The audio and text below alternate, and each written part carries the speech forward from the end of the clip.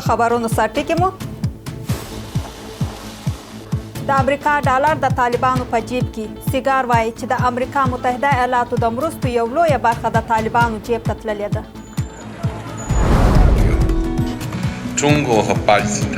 افغانستان د چین او پاکستان د خبرو اصلي محور د دواړو هیوادونو ولسمشرانو په افغانستان کې د ترهګرۍ پر وړاندې بې زغمۍ مبارزې ټینګار کړی. د هیبت الله اخندزاده تر ژرې لاندې غلا د کندهار کې د ټولګټو چارو ریاست رئیس احمد اخندزاده 8 میلیون افغانیو په اختلاس تورن دی.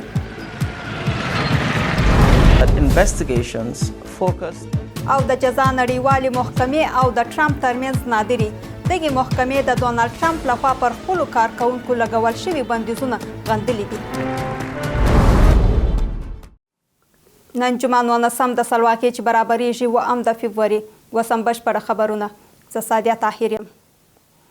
د افغانستان د بیا رغونې لپاره د متحده ایالاتو ځانګړی څارونکی وایي چې د امریکا د مرستو یو مهمه برخه د طالبانو جیب ته تللې ده. جان فوکس نیوز سره په خبرو کې ټینګار کړی دی چې دا بهیر په همداسې روان وي. هغه ویلي دي چې د امریکا مرستې د افغانستان د ملګرو ملتونو او د نړیوالو بنسټونو له لارې ورکول کیږي، خو امریکا پر دې پیسو لازمه څارنه نه لري. د متحده ایالاتو د کانګرس یو شمېر غړي هم د طالبانو له لوري د افغانستان ته د امریکا د مرستو د لاسرسي په اړه اندېښنه لري، خو سره له دې طالبان وایي چې دغه مرستې دوی ته نه دي ورسېدلي. د طالبانو په 3 کلنه واکمنۍ کې متحده ایالاتو افغانستان سره تر 300 میلیارډو ډالرو زیاته مرسته کړې ده. د افغانستان د بیا رغونې لپاره د متحده ایالاتو پخوانی ځانګړی څارونکی چې همدا تېره اونۍ خپل وروستی راپور خپور کړ وایي چې د امریکا د مرستو یو مهمه برخه د طالبانو جیب ته تللې ده او دا بهیر به همداسې روان وي، خو هغه دقیق شمېر نه ورکوي. په خواشینۍ سره موږ هلته هیڅوک نه لرو. پیسې د ملګرو ملتونو د خوړو نړیوال پروګرام او نورو نړیوالو بنسټونو له لارې ورکول کیږي او موږ ښه نظارت نه لرو. اوس مهاله په امریکا کې 2 د استازو سنا مجلس کې د ملګرو ملتونو له لارې افغانستان ته د مرستو د بندولو لپاره 2 قانونه وړاندې شوي دي څو طالبانو ته د لاسرسي خلاص شي. د دواړو مجلسونو یو شمېر غړي باور لري چې د ملګرو ملتونو له لارې افغانستان ته د امریکا مرستې د طالبانو لاس ته رسیږي، خو طالبان دا خبره ردوي. سره له دې چې لږ تر لږه تر 3 میاشتو پورې د امریکا د بهرنیو مرستو بندېدل افغانستان هم شاملیږي او دغه وضعیت د دې لامل شو چې د اسعارو بازار نقصانونه شدید شي، د توکو بیه لوړه شي او د خوړو نړیوال پروګرام په خبره اقتصادي بېثباتي زیاته شي. یو شمېر بیا په دې باور دی چې په افغانستان کې د اقتصادي بېثباتي په پایل کې د طالبانو حکومت بنسټونه پرېوتلی شي. مشکلات اقتصادی و بحران انسانی که امروز در افغانستان و مخصوصا در حکمرانی طالبان هست، اینها به هر حال یک از علل زود هنگام فروپاشی طالبه. تحریم های بین المللی، مسدود شدن دارایی های افغانستان، کاهش یا قطع کمک های خارجی باعث بحران اقتصادی شدیدی در حکمرانی طالب شده. سره له دې د متحده ایالاتو د بهرنیو مرستو محدودیدل په افغانستان کې د یو شمېر موسسو د تړل کېدو لامل شوی او ملګرو ملتونو د بشري مرستو پروګرامونو هم له خنډ سره مخ شوي دي چې له ډلې یوازې 9 میلیونه ښځې د امیدواري او ځان ساتنې له مرستو بې برخې شوي دي. داسې ښیي چې د متحده ایالاتو د مرستو په اړه هر ډول پریکړه پر افغانانو او طالبانو بې اغېزه نه ده. پاکستان او چین په افغانستان کې د ترهګرۍ پر ضد د بې زغمه مبارزې ټینګار کړی. د پاکستان د بهرنیو چارو وزارت ویان وایي د پاکستان او چین مشرانو په بینجینګ کې د هوکړې وکړه چې د افغانستان په اړه خپل نږدې اړیکې او همغږي وساتي او په نړیواله ټولنه کې د افغانستان د اقدام لپاره خپلې روانې ولوبوي. شفقت علي خان ټینګار کوي چې په افغانستان کې د تحریک طالبان پاکستان یا TTP پټ ځایونه چې د طالبانو تر ولکې لاندې فعالیت کوي یو جدي او عین ننګونه ده چې د اسلام آباد او طالبانو اړیکې پیچلې کوي. افغانستان د چین او پاکستان د ولسمشرانو د خبرو مهمه برخه. د پاکستان د بهرنیو چارو وزارت اعلان کړی چې د چین او پاکستان مشرانو په بیجینګ کې د لیدنې پر مهال ژمنه وکړه چې په افغانستان کې به د ترهګرۍ پر ضد د بېزغمه چلند له مخې مبارزه کوي. دوی همداراز په نړیواله ټولنه کې د افغانستان د بیا یوځای کېدو لپاره هڅې ضروري وبللې. دواړو خواوو هوکړه وکړه چې د افغانستان په اړه به نږدې اړیکې او همغږي وساتي او پرېکړه وشوه چې افغانستان ته د دوامداره پرمختګ په ترلاسه کولو او د نړیوالې ټولنې سره د یوځای کېدو په برخه کې مثبت رول ولوبوي. دواړو خواوو ژمنه وکړه چې د ترهګرۍ پر ضد به د هر ډول بڼې پر وړاندې د بېزغمه تګلارې له مخې مبارزه کوي. د پاکستان د بهرنیو چارو وزارت وایي چې په افغانستان کې د ټي ټي پي پر ځایونه یو عیني او جدي ستونزه ده چې د اسلام آباد او طالبانو اړیکې پیچل کوي. د دې وزارت په وینا طالبان باید دې مسلې ته رسیدنه وکړي. په ورته وخت کې د پاکستاني رسنیو د راپورونو له مخې علي امین ګنداپور د خیبر پختونخوا ایالت علي وزیر هڅه کوي چې افغانستان ته یو پلاوی واستوي څو له طالبانو سره خبرې اترې وکړي او د دې ایالت پر ضد د بریدونو مخه ونیسي. ځینو رسنیو ویلي چې د خیبر پختونخوا حکومت د طالبانو له چارواکو سره د پاکستان او افغانستان ترمنځ د سولې جګړې د جوړېدو د وړاندیز په اړه اړیکې نیولې دي. پاکستان د تحریک طالبان پاکستان ټي ټي پي او چین د ختیځ ترکستان د اسلامي غورځنګ د فعالیتونو په اړه اندېښنه لري. د ملګري ملتونو د امنیت شورا د راپورونو پر بنسټ افغانستان د ټي ټي پي او القاعدې پر ځای ګرځندلی او ورسره یو شمېر نورې ډلې هم فعالې دي. جغرافیای افغانستان به حیث مرکز انتشار بنیادگرایی و تهدیدات منطقوی و جهانی عرض اندام نموده که طالبان هم با آن تمکین می کنند. حال لازم است قدرت‌های بزرگ دنیا برای مهار این پدیده واقعیت‌های عینی و ذهنی موجود را در نظر گرفته اجراعات کنند. لدې سره طالبان په افغانستان کې د ترهګرو ډلو شتون فعالیت او نور ته لدې ډلو د ګواښونو پیښېدل ردوي. خو د سیمې او نړۍ هیوادونه بیا د افغانستان له خاورې د ترهګرو ډلو د فعالیتونو او نړیوالو ګواښونو په اړه اندېښنه ښودلې، په ځانګړې توګه د داعش خراسان له لوري د پیښېدونکو ګواښ په اړه.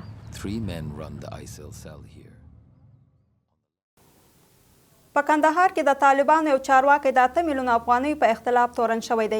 ځایي سرچینو امو ته ویلي دي چې شاوخوا یوه میاشت مخکې د طالبانو د ټولګټو چارو ریاست ترازو رئیس احمد اخونزاده د اختلاس او 8 میلیونه افغانیو غلا په تور محکمې ته راکش کړل شوی و، خو د سرچینو په وینا هغه خوشي شوی دی، خو نور چارواکي تر اوسه پورې په تعقیب کې دي. د دې ادارې یو کارکونکی امو ته ویلي دی چې اخونزاده د جعلي اسنادو په جوړولو سره ګمرک کې عواید خپل شخصي حساب ته لیږولي او د رشوت په بدل کې د هغو موټرو ته چې د قانون له مخې د زیات بار وړلو حق نه لري د تګ اجازه ورکړې ده. همداراز دغه سرچینه وایي چې اخونزاده نه یوازې مالي فساد کړی بلکې له ځینې بار وړونکو موټر یې له کوم دلیله پرته درولي او د تګ اجازه یې نه ده ورکړلې. د باوري سرچینو د معلوماتو له مخې د طالبانو دغه پخوانی چارواکی سره له دې چې د مالي فساد په تور نیول شوی و، خو لا اوس هم په ښار کې له دولتي موټر سره په آزاده توګه ګرځي. طالبان تر اوسه په دې اړه څه نه دي ویلي. د طالبانو د بهرنیو چارو وزارت وایي چې په ترکیه کې د افغانستان سفارت ته دوی د استازو لخوا اداره او مدیریت کیږي.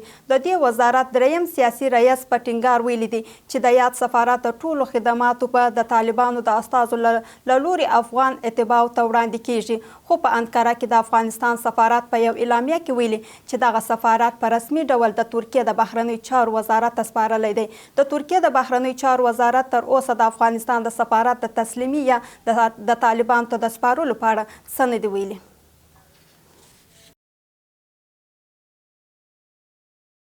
د طالبانو د بهرنیو چارو وزارت ادعا کوي چې په انقره کې د افغانستان سفارت د دوی د استازي له لوري اداره کیږي. د دې وزارت دریم سیاسي رئیس ذاکر جلالي په خپل ایکس پاڼه لیکلي چې د افغانستان د سفارت ټول قنصلي خدمات د طالب استازو له لوري افغان اتباعو ته وړاندې کیږي.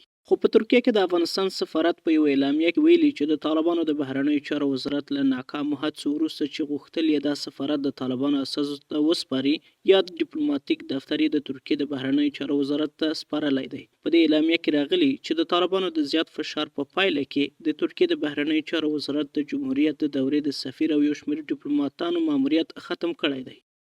په همدې حال کې ځینې سرچینې امو ته وایي چې د افغانستان ډیپلوماټانو د طالبانو له زیات فشار سره دا سفارت د طالبانو اساسو ته نه دی سپارلی او اوس دا سفارت په رسمي ډول د ترکیه د بهرنیو چارو وزارت ته سپارل شوی دی.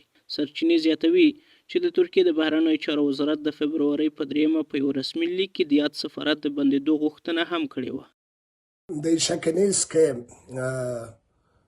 سفارت افغانستان در انقره به طالبان سپرده خواهد شد، اما به هیچ وجه در سطح سفیر نه، به دلیل از اینکه دولت ترکیه رسما طالبان را به رسمیت نمیشناسه و از نظر حقوق بین المللی و عرف دیپلماتیک سایر دیپلمات ها ممکن توظیف شوند که اکثر وظیفهشان حفظ منافع کشور خودشان خواهد بود. ترکیه د ایران، روسیه او چین ترڅنګ له هغو هیوادونو څخه ده چې له طالبانو سره نږدې اړیکې لري او په تیرو 3 کلونو کې له طالبانو سره د دوه اړخیزو اړیکو پر پراختیا ټینګار کړی. له 3 اونۍ څخه په کمه موده کې طالبانو له 40 زیات نارینه او ښځې په درو وهلي دي. د طالبانو د سترې محکمې د معلوماتو له مخې په تیرو 20 ورځو کې د 4 ښځو په ګډون 44 کسان په هم حضور کې د طالبانو لخوا په درو وهل شوي دي. ورته مهال د امر بالمعروف او نهي المنکر وزارت محتسبینو په تیرو 3 اونیو کې د 18 کسان نیولي دي.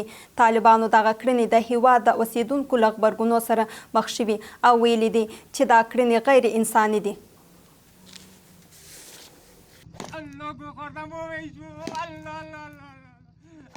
د بشري حقونو د ډلو لخوا او همداراز د نړیوالو خبرداریو او اندېښنو سره طالبان په عامه ځایونو کې د بدني سزا کارولو ته دوام ورکوي. د طالبانو د سترې محکمې د معلوماتو په اړه د امو ارزونې ښیي چې له 3 اونیو څخه په کمه موده کې د افغانستان په بیلابیلو ولایتونو کې د طالبانو محاکمه کول لخوا 44 کسان په عامه محضر کې په درو وهل شوي دي. په دوی کې 6 ښځې هم شامل دي چې د خلکو په مخ کې د طالبانو حکم پرې جاري شوی دی. د طالبانو د سترې محکمې د معلوماتو له مخې په تیرو 20 ورځو کې لږ تر لږه په 10 ولایتونو کې بدني سزاګانې کارول شوي دي. د طالبانو د امر بالمعروف او نهي المنکر وزارت د متعصبینو لخوا په عام محضر کې د درو وهل سربیره په تیرو 20 ورځو کې 18 کسان هم نیول شوي دي. په دوی کې پر طالبانو نیوکې کوونکي 3 دیني عالمان، د راډیو بیګوم 2 کارکوونکي، د 2 ښځو او یو سړي په ګډون د 3 بهرني سیلانیانو نیول او 2 تنه نور شامل دي. د هیواد یو شمېر اوسیدونکي د طالبانو له لوري بدني سزاګانې د بشري حقونو څخه ښکاره سرغړونه بلي او له نړۍ ټولنې غواړي چې د طالبانو لخوا د دې ډول سزا د پاتې رسولو لپاره اغیزمن او سمدستي اقدامات وکړي. روز به روز تعداد جزاهای شلاق زدن از سوی طالبان زیاد شده میره. معلوم نیست که این افراد محکمه میشن یا خیر، مخصوصا برای زنان که پیشنهاد و وزارت برای زنان و شنیدن صدایشان و حمایتشان وجود ندارد و همیشه شاهد زنستیزی هستیم و این یک ظلم بزرگی است. بدون وجود یک دستگاه قضایی عادلانه، شلاق زدن مردم از دیدگاه دینی و سیاست اشتباه است. افراد پیش روی هم شلاق زده میشن. کار غیر انسانی هست. جامعه جهانی باید به گونه فوری با استفاده از راههای مؤثر جلوی شلاق زدن را بگیرد. د بشري حقونو ملاتړي بنسټونه چې ملګري ملتونه او د بخښنې نړیوال سازمان هم پکې شامل دي مخکې خپلې اندېښنې د طالبانو په محکمو کې د عادلانه قضایي سیستم د نشتوالي له امله او همداراز د بشري حقونو د سرغړونو په اړه څرګندۍ کړې وي او له طالبانو یې غوښتي وه چې بدني سزاګانې ودروي او د بشري حقونو درناوی وکړي، خو طالبان لا هم په عام محضر کې بدني سزاګانو ته دوام ورکړی دی. د بېپولې خبریالانو ټولنې د طالبانو لخوا د راډیو بیګم د کارکوونکو د سمدستي د خوشي کېدو او د هغوی د فعالیتونو د بندیز د لرې کولو غوښتنه وکړه. د دې بنسټ د سویلي اسیا د څانګې مشر وویل چې د طالبانو لخوا د راډیو بیګم په نشه کول او د رسنیو پر ازادي یو بل شرمونکی برید دی. ورته مهال د بشري حقونو په اړه د ملګرو ملتونو ځانګړی راپور ورکوونکی او یونما د راډیو بیګم د کارکوونکو د نیولو په کلکه وغندل او د هغوی د بې قید او شرط ته خوشي کېدو غوښتنه یې وکړه. د طالبانو له لوري په افغانستان کې د ښځو یوازینۍ فعاله راډیو بیګم د تړل کېدو او د یو شمېر کارکوونکو له نیولو 2 ورځې تېرېږي. د بېپولې خبریالانو ټولنې د اندېښنې په ښودلو سره او د راډیو بیګم د 2 کارکوونکو د سمدستي خوشي کېدو او په رسنیو د بندیز د لرې کولو غوښتنه یې کړې ده.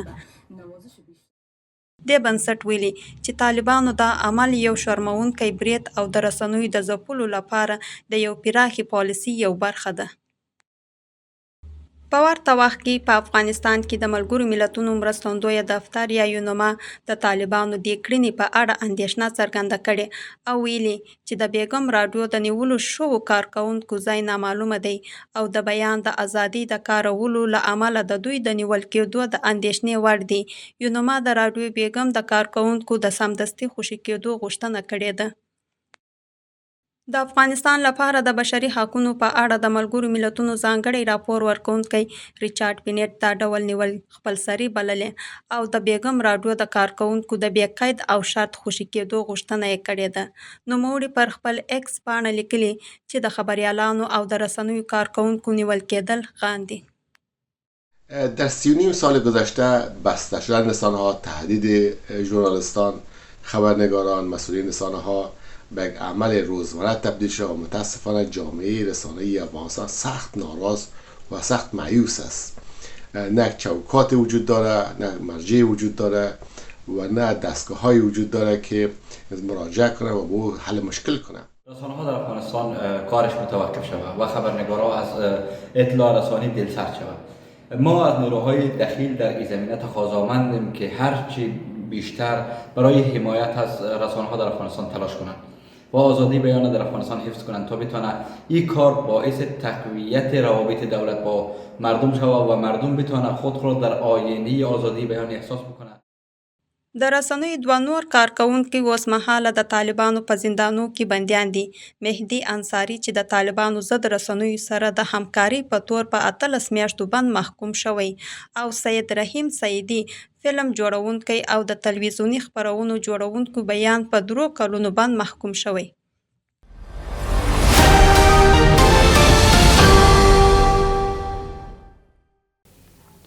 اوس هم د اقتصادي خبرونو په برخه کې په هرات ولایت کې د رنګ جوړولو شرکتونو یو شمېر مالکین وایي چې د دوی د ساختماني رنګونو او د موټرونو لپاره په ځانګړو رنګونو تولیدات له لارې ځان بېسایینې ته رسېدلي دي. دوی ټینګار کوي چې دوی د کیفیت او قیمت له پلوه د سیمې له هیوادونو سره د سیالۍ وړتیا لري. دوی همداراز زیاتوي چې سلګونو خلکو ته یې د دندې برابري کړي دي. دا په هرات ولایت کې د رنګ جوړولو یو له لویو فابریکو څخه دی. د فابریکې مشر وایي چې دوی په ټیټه بیه با کیفیته رنګونه تولیدوي او بازار ته یې وړاندې کوي. د فابریکې مالک دا هم وایي چې په هرات کې د رنګ جوړولو فابریکې ځان بېسایینې ته رسېدلی او کولی شي د کیفیت له پلوه د سیمې له هیوادونو سره سیالي وکړي.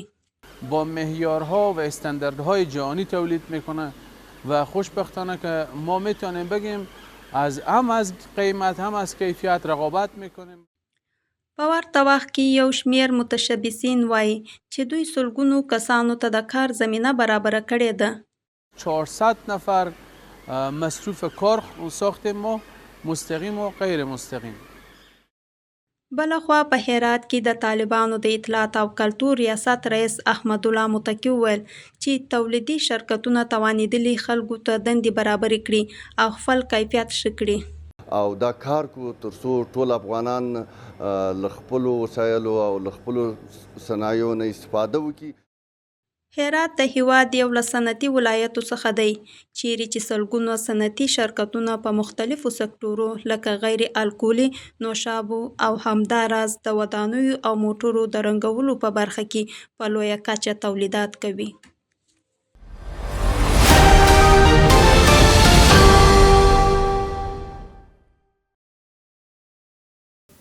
د هیواد په بازارونو کې د اسعارو بیه یو امریکایي ډالر 2.9 افغاني، یو یورو 15.2 افغاني، زر ایراني ریال 1.58 افغاني، زر هندي روپی 801 افغاني، یو د اماراتو درهم 19.98 افغاني، زر پاکستانی روپی 250 افغاني.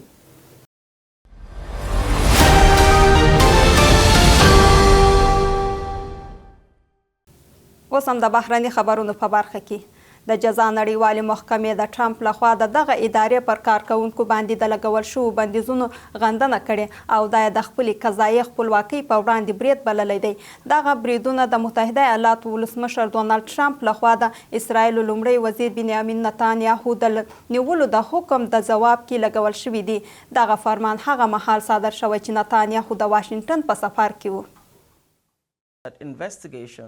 د جزا نړیوالې محکمې په یوه بیانیه کې ویلي چې د ډونالډ ټرمپ لخوا د دغه ادارې پر کارکوونکو لګول شوي بندیزونه کولی شي د دې محکمې خپلواکي او بې پرېتوب ته ګواښ پېښ کړي. د محکمې له غړي هیوادونو غوښتي چې د عدالت او بشري حقونو د ملاتړ لپاره متحده پاتې شي. د جزا نړیوالې محکمې ویان ویلي چې د واشنګټن دغه اقدام د یوې خپلواکې نړیوالې ادارې پر وړاندې څرګنده برید دی. هغه زیاته کړې چې دغه اداره به خپل کار ته دوام ورکوي او اجازه به ورنکړي چې عدالت د سیاسي فشارونو قرباني شي. د متحده ایالاتو ولسمشر ډونالډ ټرمپ مخکې هم د جزا پر نړیوالې محکمې نیوکه کړې وه او دغه اداره د امریکا او اسرایلو قضیو پر وړاندې بې صلاحیته بللې وه. د کارپوهانو په وینا د واشنګټن دغه اقدام نه یوازې د جزا نړیوالې محکمې د ضعیفولو سبب ګرځي بلکې ممکن د امریکا او اروپایي متحدینو ترمنځ شخړه هم رامنځته کړي. هغوی وایي چې ډیری د اروپایي اتحادیې غړي هیوادونه د دې محکمې د صلاحیت ملاتړ کوي او ښایي چې د ټرمپ په دې اقدام غبرګون وښیي. متحده ایالات د جزا نړیوالې محکمې غړي نه دي خو ټرمپ ټینګار کړی چې دغه پریکړه د امریکا د متحدینو پر وړاندې د دې محکمې د اقداماتو په ځواب کې نیول شوي دي.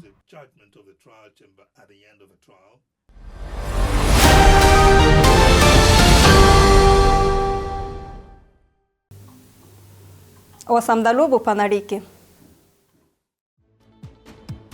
د انګلستان کرکټ بورډ وایي چې د افغانستان او انګلستان ترمنځ د کرکټ لوبه د چمپیونشیپ لیګ له مهالویش سره سم ترسره کیږي. د راپورونو له مخې وروسته له دې چې د افغانستان د ښځو د کرکټ ټیم نشتوالی د انګلستان د لوبو د تحریم کولو غوښتنې راپورته کړې، د انګلستان کرکټ بورډ د پنجشنبې په ورځ یوه غونډه وکړه چې یادې غونډه کې پریکړه وشوه چې دا لوبه به تر راتلونکو 12 ورځو پورې د پاکستان په لاهور کې ترسره شي. دا په داسې حال کې ده چې شاوخوا 200 بریټانیایي سیاستمدارانو لخوا یو ګډ لیک د انګلستان او ویلز کرکټ بورډ ته استول شوی او لیک کې غوښتل شوي چې انګلستان باید د طالبانو د بشري حقوقو خلاف کړنو په غبرګون کې د افغانستان پر وړاندې لوبې څخه ډډه وکړي. سږکال د سوپر بال یا امریکایي فوټبال سیالۍ په لاس ویګاس کې ترسره کیږي. په دې سیالۍ کې د فیلاډلفیا ایګلز ټیم دا چانس لري چې له کانزاس سټي چیفز څخه خپل 2 کاله وړاندې د درنې ماتې غچ واخلي. خو دغه لوبډله باید یو داسې ټیم ته ماتې ورکړي چې په حذفي پړاو سیالۍ کې ماته نه ده خوړلې. جیلن هرټس چې د دې ټیم له اصلي ستورو څخه دی اوس په لوړه کچه چمتووالی کې دی. اوس به ولیدل شي چې آیا ایګلز کولی شي د چیفز اتلولي ودروي او که نه. ګرانو لیدونکو تر دې دمه مو د ملګرتیا نه مننه. که تاسو غواړئ د هیواد او نړۍ د حالاتو نه باخبر پاتې شئ، امو ټي وي و امو ټولنیز پاڼې در سره وڅارئ. الله پامان.